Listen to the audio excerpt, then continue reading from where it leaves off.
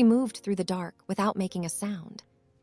The suite was the kind of quiet that only lives at 4 in the morning, when the city outside has finally given up, and even the air inside feels like it's holding its breath.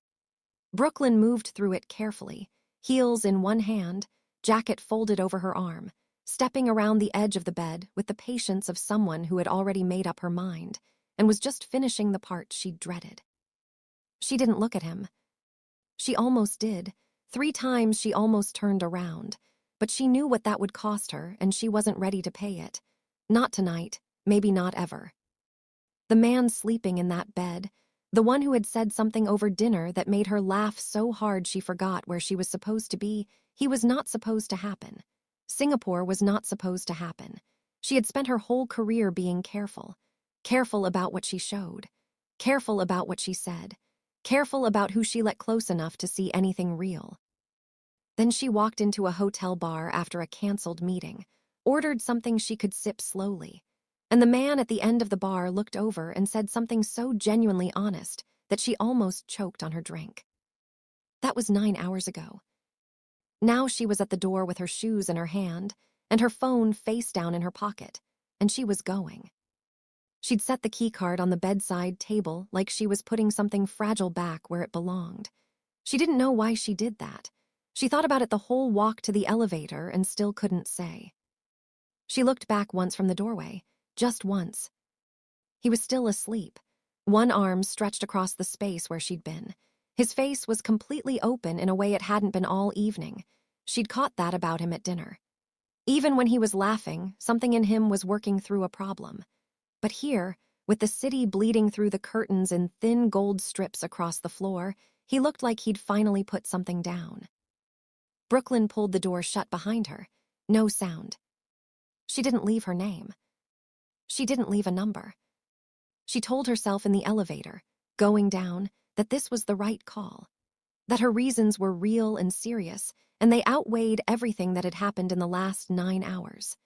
She told herself that through the lobby, into the waiting car, through the dark Singapore streets all the way to the airport, where she sat in a private terminal and stared at the departures board without reading a single word on it. She kept telling herself that for 2 years. Hyun woke up to light at the wrong angle. For a couple of seconds, that's all it was. He turned over and his hand found a flat, cool spot where there should have been warmth, and he was wide awake before he could even form the thought. He sat up. The room was empty. He knew before he looked, the air was different in the way a room is different when someone has left it for good, not just stepped out. He looked anyway. Bathroom dark, door open, her jacket gone, her shoes gone. The only sign she'd been there at all was the keycard on the bedside table and the shape of her in the pillow beside him.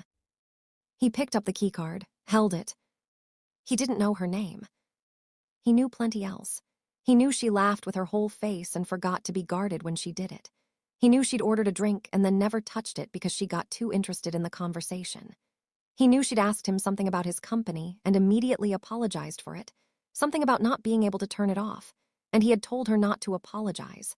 He knew she had paused, just slightly, before certain things, like she was deciding in real time whether to say the true version. He knew she was someone. Not in the way he'd watched other men use that word. He meant it differently. He meant she was fully herself, that she was carrying something she didn't explain, that she made decisions he couldn't read, and she carried them with a kind of stillness he hadn't expected from a stranger in a bar. He sat on the edge of the bed for a long time. Then he called the front desk. The reservation was private. He tried 3 more ways that afternoon. None of them gave him anything. By the time his flight back to Seoul left that evening, all he had was a face and the memory of the way she'd looked at him once, just briefly, like she'd wanted to say something and had decided against it at the last second. He didn't stop thinking about it. For 2 years, he didn't stop. His team pulled conference attendee lists, nothing connected.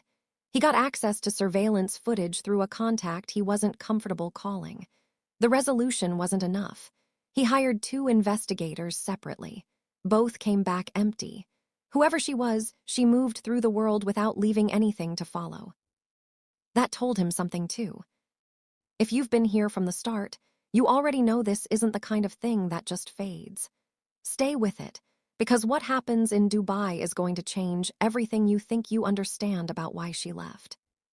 Ms. Park, his assistant, had stopped asking about it after the first time. She'd asked once, early on, and the look he'd given her wasn't anger exactly, more like a door that had already been closed.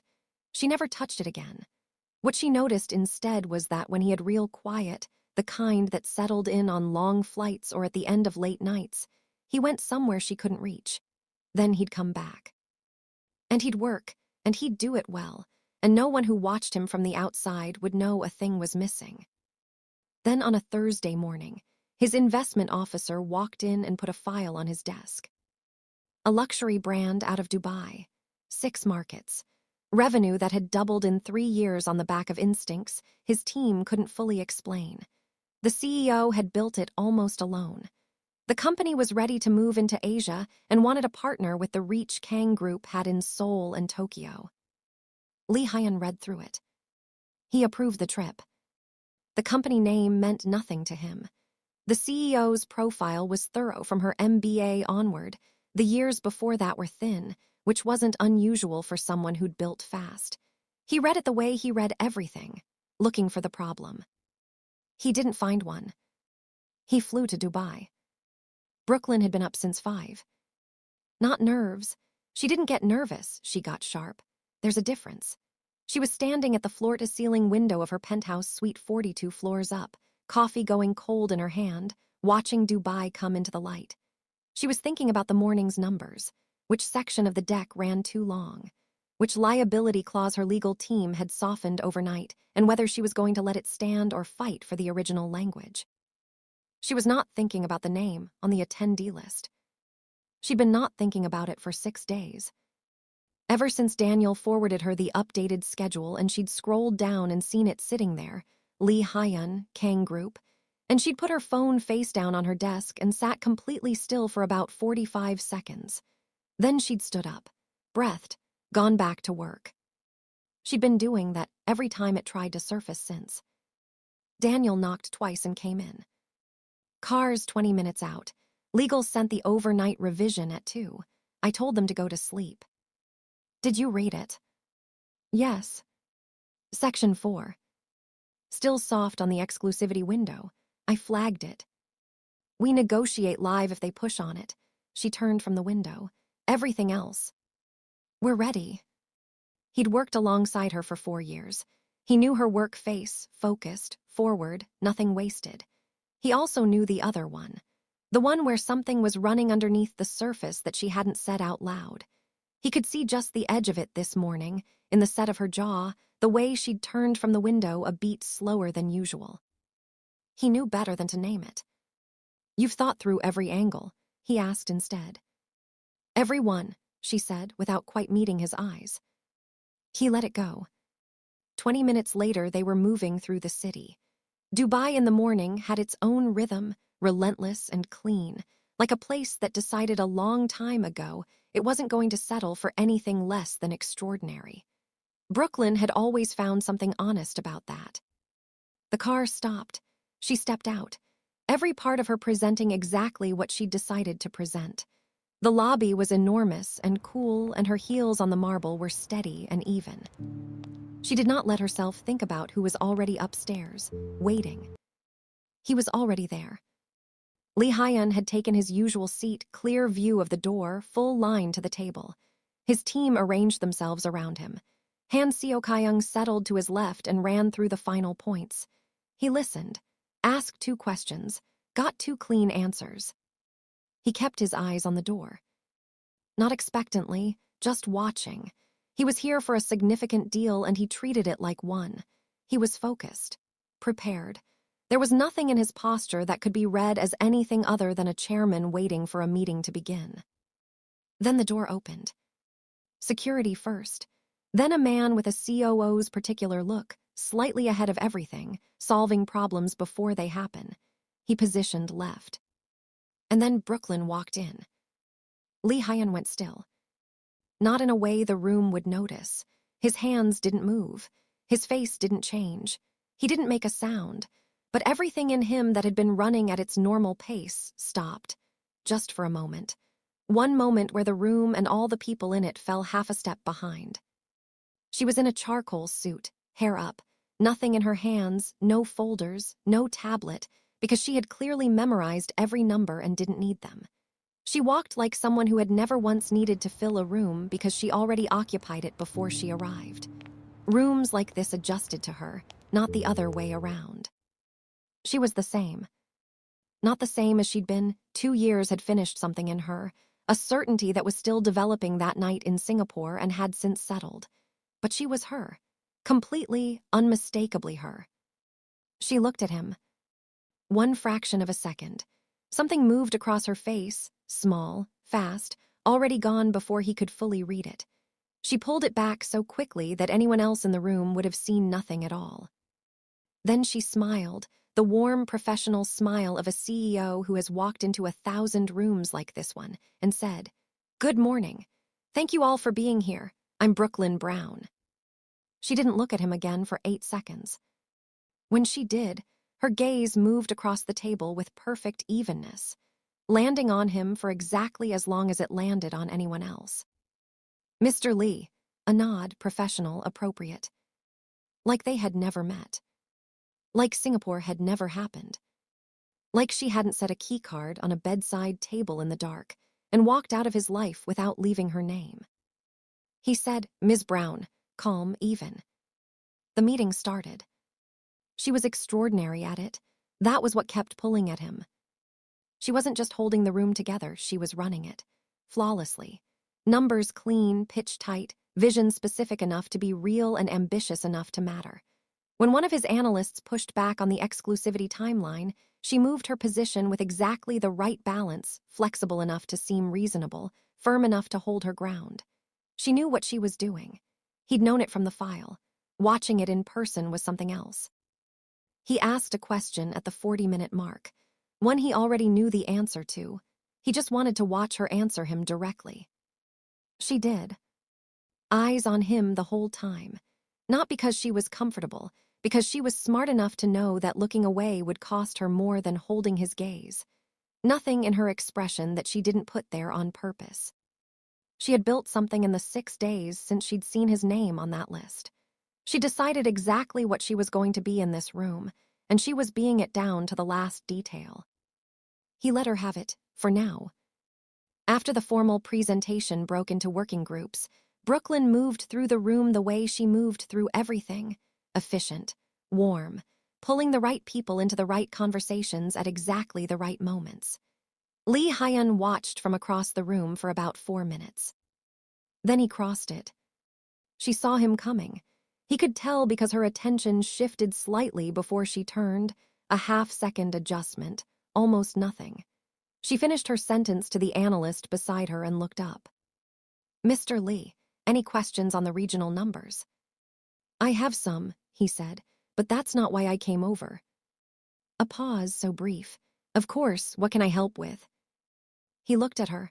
No performance, nothing calculated, just looking. "Do you ever go back to Singapore?" he said. Something crossed her eyes. She was fast, but not fast enough. "Occasionally," she said. "Strong market." "Yes," he said, "it is." He held that for a beat. Then he nodded once, professionally. "I'll have my team follow up on the regional breakdown." He walked away. He didn't look back. But he'd seen what he needed. She wasn't indifferent. She hadn't filed Singapore away under things that no longer mattered. She'd locked it up somewhere and she was defending it hard, but the walls were hers. That meant what was inside them was hers too. He just needed to understand why she'd built them. Daniel appeared at Brooklyn's elbow the moment Lee Hyun stepped away. "You okay?" "Fine." Your jaw went tight. "Daniel." "I'm not pushing." He picked up a glass of water from the table beside her and handed it to her. "Just saying." She took it. "He's direct," she said, looking out across the room. "I want to make sure we're prepared for that in the room." Daniel said nothing for a moment. "Is that what he is?" "Not a question." Brooklyn drank the water, didn't answer. Her face told him exactly nothing, which was its own kind of answer. "The partnership looks like it's going to move forward," she said. "That means his team and ours are going to be working close for the next several months. Make sure our side is ready for that." "Already on it." She put the glass down and went back to work. Victor Almasry had come to the conference for one reason. Brooklyn Brown's company. He'd been tracking it for 18 months, a brand that had moved faster than anything his team could properly account for, built by a woman who apparently did not take meetings she hadn't already decided the outcome of. He'd reached out twice through different channels. Both times she declined, politely, firmly, like someone who had already thought about it and wasn't going to think about it again. He wasn't used to that. He'd come today as a registered observer. He had board positions in 2 companies in the building, which gave him clean access. His plan was straightforward. Watch her in the room, understand her operation, find the point where the wall was thinnest. He hadn't planned on any of the rest of it. He stood to the side during the post-presentation session and watched her work the room. He'd been in rooms with accomplished people his whole life. He'd done business across 4 continents with people who moved markets when they spoke. He was not someone who got caught off guard. But watching Brooklyn Brown move through a room of billionaires and hold every exchange like she'd scripted it in advance, that was something the photograph in her file had not prepared him for. It wasn't just how she looked. It was the way she was in it. Precise without being cold. Warm without giving anything away. In control without ever once appearing to reach for it. Then he watched Lee Hyun walk across the room toward her. He'd done his homework on Lee Hyun too. Composed man. Careful, doesn't show much. But the moment he started toward Brooklyn, something in the way he moved was different. Slightly more direct than business required. And Brooklyn saw him coming before she should have been able to. Victor set his glass down. He was going to rethink his whole approach. Because what he was now seeing, clearly, standing here watching the 2 of them from across the room, was that there was something between them that had nothing to do with the partnership. Something older. Something that one or both of them was working hard to keep out of the room. He needed to know what it was. He started making calls from the corridor. The working sessions ran through the afternoon. Both teams across from each other, going section by section through the terms. Brooklyn in every session. Lee Hyun in most of them. 3 times they ended up directly across the table, and 3 times the exchange was completely professional. Underneath that, something else entirely.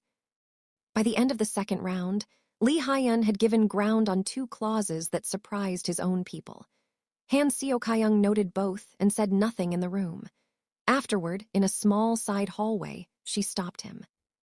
"The exclusivity window," she said quietly, "and the liability split, both outside what you signed off on this morning." I updated the position. On the spot, without consulting anyone. "That's my call to make." "Yes," she held his gaze. "I'm not arguing that, I'm asking why." Her numbers on the Asian entry were underestimated. The correction made the revised terms accurate. Seok-kyung looked at him for a long moment. Then she said, "Okay," picked up her folder and left. He watched her go. She didn't believe him. He knew that. He also knew she was too careful to push past what he'd said. But she was storing it, filing it away for whenever she needed it. He'd been noticing that pattern in her for a few months now, the way she collected things quietly. He'd been meaning to look at it more closely. He made a note of it. Went back to the table. The agreement landed in principle by late afternoon. Both sides shook hands on the broad terms, documentation to follow, details to close over the coming weeks. Brooklyn walked out of the building into the Dubai evening and breathed properly for the first time all day. Daniel caught up with her on the steps. "Dinner." "Working dinner. 2 open sections still need to close." "Private room. I'll handle it." She nodded, looked out at the city. The heat was still in the pavement and the glass at this hour, and she had always liked that about this place, the way the warmth stayed. Something clarifying about it. Her phone buzzed. She looked at the alert. A photo, flagged by her security team's facial recognition. Victor Al-Masri, taken inside the building that afternoon. She stared at it. Daniel. Already looking at it, he said, phone in hand. He shouldn't have been there. He's on the board of Edelman Holdings. They're 2 floors up. It gives him clean access. That's not why he came. Daniel didn't argue it, because she was right and both of them knew it. She thought about the 2 approaches he'd made, about how he'd stepped each one up. She thought about being in that building with both Victor Al-Masri and Lee Hyun in the same afternoon, and the particular way neither of those men was someone who showed up to something without a reason. I need to know who he talked to today, she said. Anyone on our team. I'll have it tonight. She put the phone away. They got in the car. Lee Hyun didn't sleep well that night. He lay in his suite and looked at the ceiling and thought about her saying his name. Not Mr. Lee. Just Lee, 2 syllables she'd clearly been keeping carefully to herself, and they'd slipped out anyway, and he had watched her register that the moment they did. She'd pulled it back fast, but he'd caught it. He stood at his window at some point past midnight, looking out at the city, and thought about what Daniel had let slip. About how she'd been tracking Kang Group for 2 years, the Tokyo acquisition. The sole announcement before it went public. She had good sources, that's what she'd said. But the pattern was too specific, too personal. People don't follow something that closely unless it still means something. He went back to bed. He still didn't sleep. Day 2 of the sessions was smaller groups, closer work, the kind of meetings that turn an agreement into actual terms. Brooklyn ran her side with the same clean precision. Lee Hyun ran his. They crossed paths 3 times before noon. Each time professional. Each time something passing between them in the few seconds of eye contact that never quite made it into the room. At 12:30, they ended up at the coffee station at the same time. She got to the carafe first, poured, set it down, didn't look at him. Black. He was quiet for just a beat. Yes. She handed him the cup without turning fully toward him. Her fingers were steady. Thank you, he said. She nodded, moved to go. Brooklyn. She stopped, back still to him. Something in how she went still, not tense, just careful, the way a person stands when they're deciding something in real time. I'm not going to pretend it didn't happen either, he said quietly. I just want you to know that. She stood there long enough that he thought she might turn around. She didn't. She walked back to her session. She never poured her own coffee. He stood there for a moment and noticed that. Don't move, because what's about to happen between these 2 and what Victor Al-Masri has just figured out is going to change everything about where this story goes. You need to see this. The rooftop event that evening was the kind of thing that was listed as social and worked as something else. Everyone there knew it. Expensive views, introductions that were actually auditions, conversations that looked casual and weren't. Lee Hyun worked it efficiently. He had a system and he used it. Adrian Cole introduced himself near the bar. Smooth, confident, the particular ease of someone who has never once had to convince a room to like him. He asked a few questions about the Kang Group announcement that were dressed up as small talk. Then he looked across the rooftop at Brooklyn. She's impressive, Cole said. Lee Hyun said nothing. That company is going to be enormous in a few years. He said it lightly, the way people say things they want you to think they aren't actually saying. Smart target if someone got the timing right. The Kang Group partnership is exclusive, Lee Hyun said. Cole smiled. Arrangements change.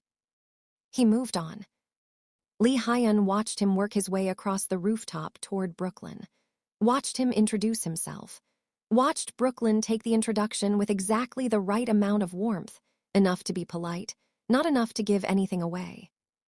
He thought about Victor in that building. He thought about 2 years of investigators coming back empty. He thought about how clean her trail had been, not the carelessness of someone private, but the deliberateness of someone careful for a reason. He'd been asking the wrong question. He'd spent 2 years asking why she left. The real question was what she'd been protecting herself from when she did. He found Daniel at the edge of the rooftop later, both of them with drinks neither of them was drinking. "How long have you worked with her?" Hyun asked. Daniel looked at him, something in his face deciding. 4 years. "She built it before that." "Yes. Mostly alone. Small team. She doesn't need a crowd to move fast." Hyun looked across the rooftop at Brooklyn, who was holding 3 investors in conversation at once and making it look effortless. "Is she safe?" he asked. Daniel turned to face him properly. "That's an interesting question." "Is it?" A pause. "Victor Al-Masri has been in contact with 3 of our board members," Daniel said low. "Confirmed it this afternoon. He's not making a formal offer, but he's building toward something." "I know what that looks like." "So does she." "What's her move?" Daniel looked at him for a moment. "She hasn't decided yet, which is unlike her. She's usually already 3 steps past whatever anyone else is thinking about." He paused. "This week she's moving slower, more inside herself." Hyun looked at Brooklyn across the rooftop. She said something that made the investors near her laugh, real laughter, not polite. She smiled at the exact right moment. She was working the room perfectly, and underneath it she was somewhere else entirely. "Keep her close," Hyun said, "and watch everyone Al-Masri's been in contact with." Daniel studied him, then nodded. "Already started." Victor crossed the rooftop at 3:15 and introduced himself to Brooklyn in the gap between 2 conversations. He'd timed it precisely. Daniel across the room, her assistant occupied, a clean 60 seconds. "Ms. Brown," he extended his hand. "Victor Al-Masri, I've been watching what you've built with real respect." She shook it, brief, warm, conclusive. "Mr. Al-Masri, I know who you are." "Then you know I don't say things I don't mean." He held her gaze. "Your pitch yesterday was the sharpest thing in that room, the Asia thesis especially." "Thank you." She'd already clocked him, he could see it. 3 seconds to read him, decide what he wanted, and figure out how to handle the next minute of her life. He hadn't expected that either. "I've reached out to your company twice," he said. "I know." "You turned both down." "I did." "I'm curious about that." Not pushy, genuinely curious. In his experience, genuine curiosity landed differently than pressure. "My company isn't for sale," she said. "Most things people say that about," he said. "Eventually find the right conversation." She held his gaze for a moment. Something in her eyes, not fear, not flattery. Something more like she'd already finished the chapter and was waiting for him to catch up. "It was good to meet you," she said. Polite, done. She was gone before he'd finished forming his next thought. He watched her move back into the room. He was not used to being dismissed, and he found, standing there, that he was not annoyed by it. That was new. He thought about what he'd watched all day, about Hyun and the way he'd crossed that boardroom toward her that morning, about how Brooklyn had known he was coming before she turned, about the 2 years of professional distance between them that clearly wasn't distance at all. There was a history there, something unresolved, something at least one of them was working to keep buried. He was going to find out what it was. And once he had it, he was going to figure out how to use it, not to take the company, but to change the whole game. Because what Victor Al-Masri had realized, standing on a rooftop watching Brooklyn Brown move through a room, was that the company was no longer the thing he wanted most. He made 3 calls from the elevator going down. It was close to midnight when Brooklyn finally got back to her suite.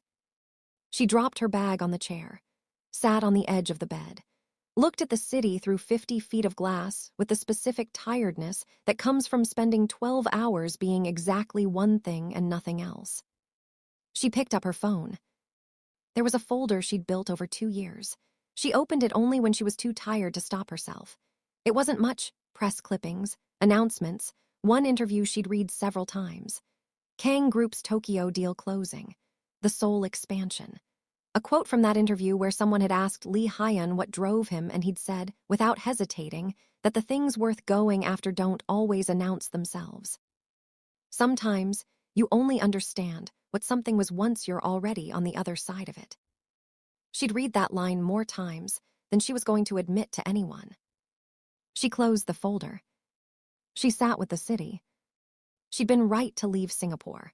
Her reasons were real. The situation had been what it was, and her life had been what it was, and they hadn't fit together, and she had known that before she ever reached for her shoes in the dark. She'd also known, from the moment she put that keycard down, what she was giving up. The question she'd been carrying since she saw his name on the attendee list, the one she hadn't let herself sit with until right now, was whether the reasons that made sense 2 years ago still made as much sense today. She still hadn't answered it. She'd been close this afternoon, in 4 minutes alone with him at a conference table, when he'd looked at her without any pretense and asked her why she left in a voice that had nothing in it except the actual question. She'd almost told him. She hadn't planned it. It had just been right there, ready to come out. She'd stood up instead. Her phone buzzed. Not a message, a call, private line already cleared by her security filters. She answered. 3 seconds of nothing, then a voice she recognized, low, measured. Miss Brown. She sat up straight.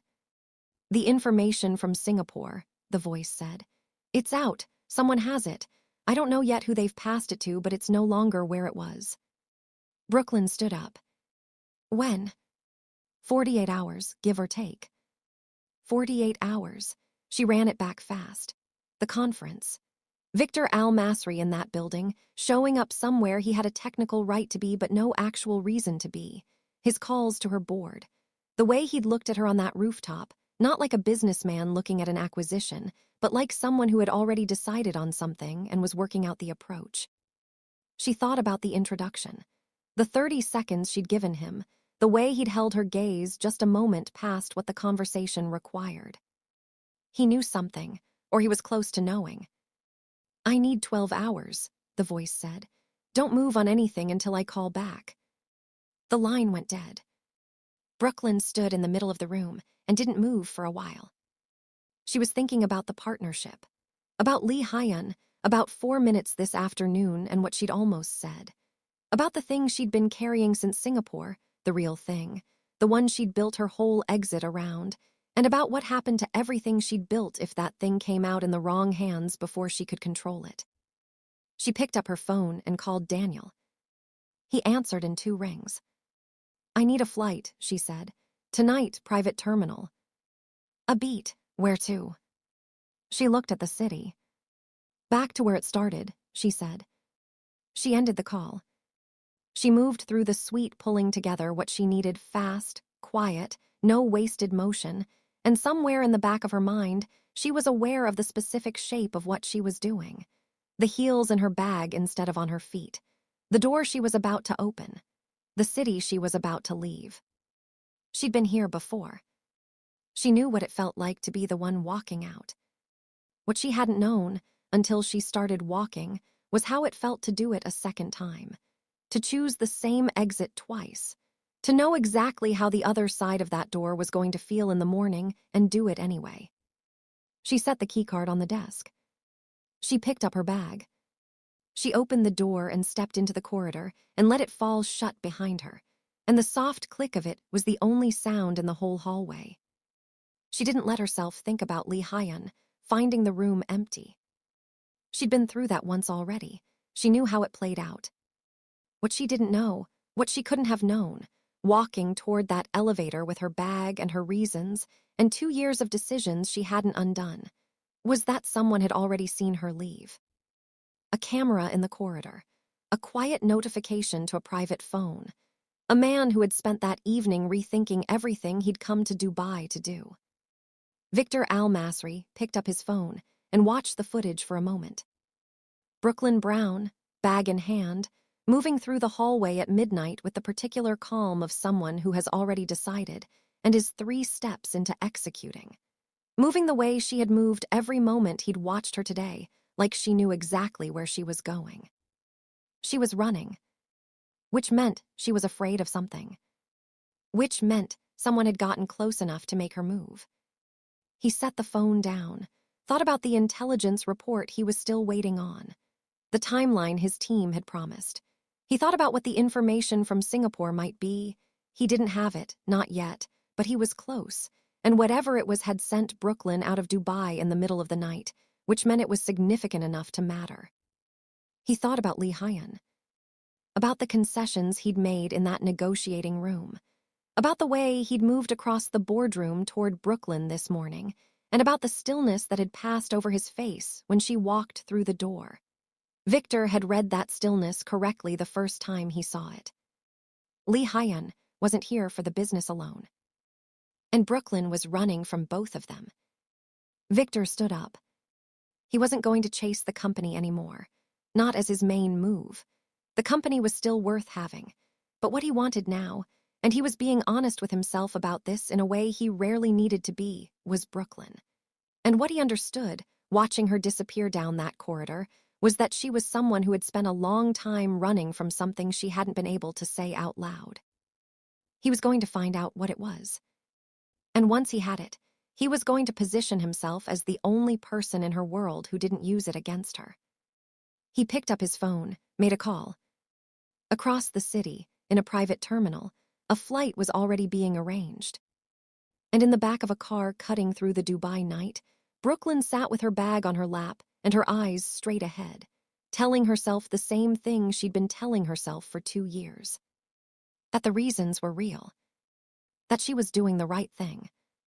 That leaving was still the answer. The city fell away outside the window. The lights thinned.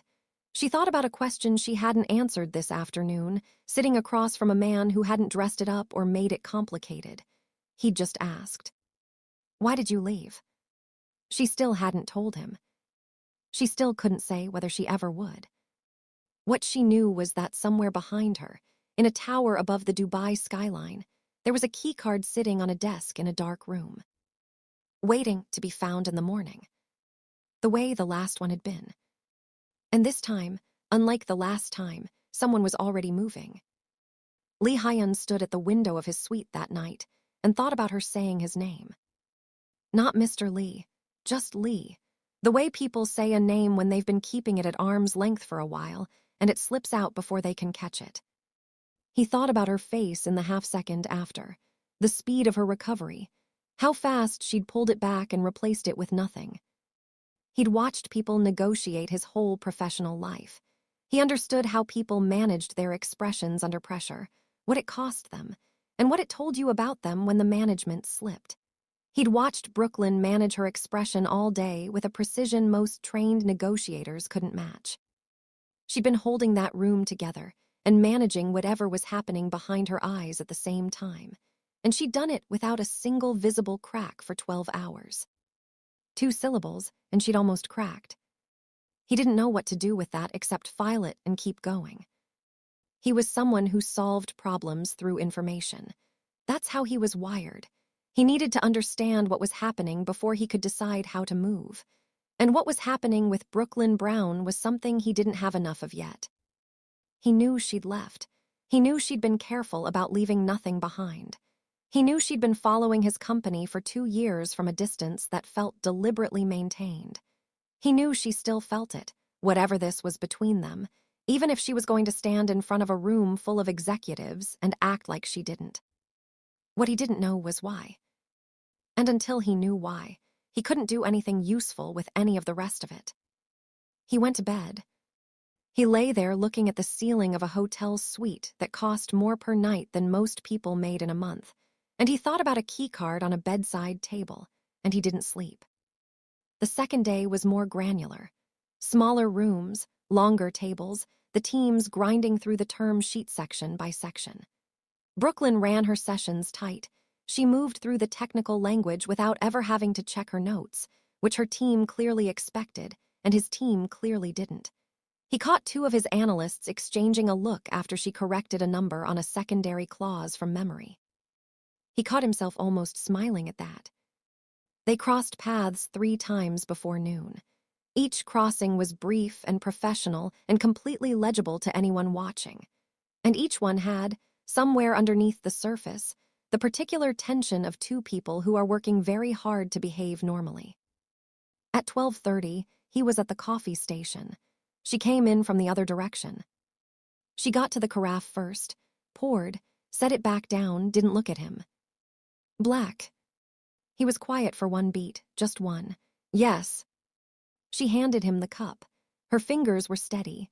Her eyes went somewhere just past his shoulder. Thank you, he said. She nodded, started to turn. Brooklyn. She stopped.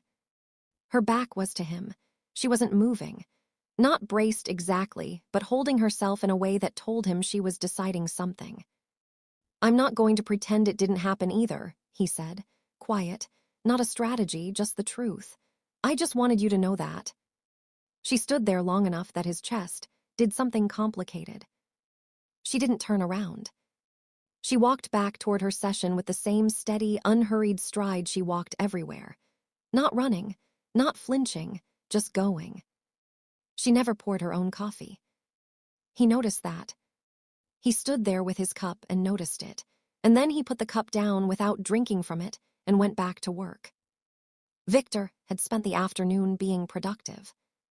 2 of his board calls had yielded useful information about Brooklyn's company structure, the ownership split, the current investor pressure around the Asia expansion, the one board member who had expressed private concerns about the timeline. Standard groundwork. The kind of thing you assembled before any significant move.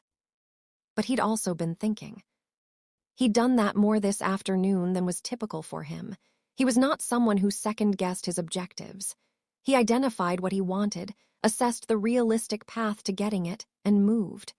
The thinking was supposed to happen once at the start, not repeatedly in the middle. He kept returning to her face when she'd concluded their introduction on the rooftop and walked away. She hadn't been insulted. She hadn't been flattered. She'd read him quickly, clearly, correctly, and she'd walked away from the conversation without looking back. Not because she was dismissing him, because she'd already figured out everything she needed to know and didn't have a use for the rest of the exchange. He hadn't experienced that in a while. Most people, when they walked away from Victor Al-Masri, did it with a certain amount of awareness about what they were walking away from. Brooklyn had done it the way she did everything, like she'd already processed all the relevant factors and made her call before anyone else in the room had finished forming their first thought. He found that more interesting than anything else that had happened that day. His phone buzzed, a preliminary report from his intelligence team. He read it in the elevator. Most of it was professional history he already had. 2 gaps, one in the 3 years before her MBA, one in the months immediately after Singapore. 2 years before she founded the company. He read that section again. Singapore. He put the phone in his pocket and thought about that.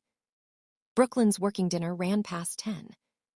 She and Daniel went through the 2 remaining open clauses with the precision of people who had done this before. She pushed on the liability language in Section 4 and got most of what she wanted. She let the timeline clause go, not because she was tired, but because it wasn't worth the 3 days of back and forth it would cost, and she could revisit it at the 90-day review. By the time they finished, the restaurant had mostly cleared out. Just them and the city through the glass and the particular quiet of a place that was built for noise. Daniel pushed his notes aside, looked at her. She was looking at the city, the way she looked at things when she was thinking about something she wasn't going to say. You want to tell me anything? He asked. About the clause. About anything. She looked at him. He knew her face better than most people in her life knew anything about her. That came with 4 years and the specific closeness of working alongside someone through the kinds of decisions that don't get discussed with family. She knew he saw the thing she was carrying. She also knew he wasn't going to push it. I'm okay, she said. I know, he picked up the check. I'm still going to keep asking. She almost smiled at that. They walked out into the night. It had been 17 minutes since the call ended when Brooklyn finished gathering what she needed. Not because she was slow, because she sat on the edge of the bed for a while first, with her bag already packed, just sitting. She was thinking about what the voice had said, about the information from Singapore surfacing, about the 48-hour window, About Victor Al-Masri on that rooftop and the quality of attention he'd given her, and the intelligence team she was certain he had, and the calls to her board members, and what any of that meant if he'd already gotten close to the right people. She was also thinking about 4 minutes at a conference table this afternoon. She was thinking about how it would have felt to actually answer the question. She'd almost done it. That was the thing she couldn't stop returning to. She'd been one sentence away from telling Lee Hyun the truth, not all of it, but the part that mattered, and she'd stood up instead. Because the timing was wrong. Because she wasn't ready. Because the reasons she'd built everything around for 2 years were still standing, even if they felt a little less solid than they had when she constructed them. She stood up. She called Daniel. She made the arrangements. She moved through the room the way she'd moved through every difficult thing in her life, without hesitation, without a lot of visible feeling, without leaving anything behind that could be used against her. She set the keycard on the desk. She looked at it for a second. Then she picked up her bag and went. The corridor was empty. Her heels were quiet on the carpet. The elevator came fast. She wrote it down watching her own reflection in the mirrored doors and not particularly liking what she saw, not the appearance of it, but the shape of it, the pattern of it. The way she recognized what she was doing because she had done it before, in another city, in another hallway, and it had not solved the problem. It had only made the problem something she carried alone. She had been carrying it alone for 2 years. The doors opened. She walked through the lobby. Outside, the car was already waiting. She got in. The door closed. The city began to move past the window, all those lights, all that height, all that deliberate ambition built into glass and steel, and she watched it go. She was not going to think about his face in the morning. She was not going to think about the room he'd walk into and the desk he'd see and the desk with nothing on it except a keycard. She was going to think about Singapore and what had happened there and what it meant, and what it was going to mean now that someone had it. She was going to fix it. She was going to handle it. She always did. What she didn't know, couldn't have known, sitting in the back of that car with her bag and her reasons, was that Lee Hyun was still awake. He'd been awake for 2 hours. He was sitting in his suite with the city in front of him, thinking about a cup of coffee she hadn't poured, and a name that had slipped out before she could catch it, and the way she'd stood with her back to him in that hallway deciding something he couldn't quite read. He was thinking about all of it when his phone buzzed, his head of security. A flag from the building system. Brooklyn Brown had checked out at 12:47 a.m. He read it twice. He set the phone down. He looked at the city. He thought about a keycard on a bedside table in Singapore, about waking up to the wrong light, about the flat, cold space where there should have been warmth. He stood up. He had a decision to make, the same one he'd been circling for 2 years, and this time he was not going to wait to make it.